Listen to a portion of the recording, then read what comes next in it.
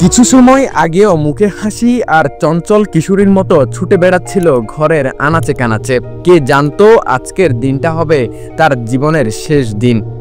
যে গোটা বিশ্বের কোটি কোটি মানুষের হাসির উপলক্ষ ছিল, সে আজ সবাইকে কাঁদিয়ে চলে গেলেন না ফেরার দেশে।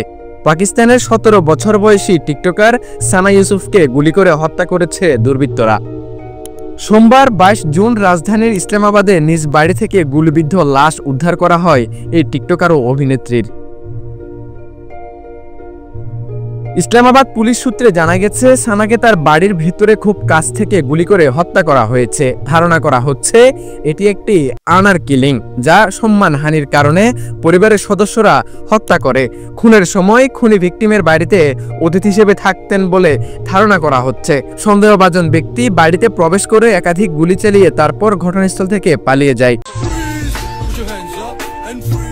চিত্রালের বাসিন্দা সানা এক জনপ্রিয় টিকটক তারকা ছিলেন। ইনস্টাগ্রামে তার ফলোয়ারের সংখ্যা 5 লাখেরও বেশি। নারী শিক্ষা নিয়ে সোশ্যাল মিডিয়ায় কথা বলতেন সানা। টিকটকে শিক্ষামূলক ভিডিও বানাতেন। তার এই নারী শিক্ষা নিয়ে ভিডিও বানানোই কাল হলো বলে দাবি পাকিস্তানি একাধিক গণমাধ্যমের।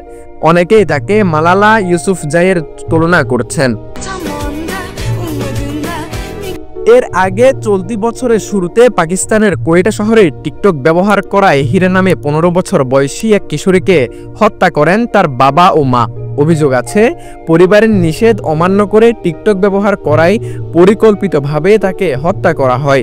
এ ঘটনায় অভিযুক্ত দুজনকে গ্রেফতার করা হয়েছে এবং তারা হত্যার দায় স্বীকার করেছেন।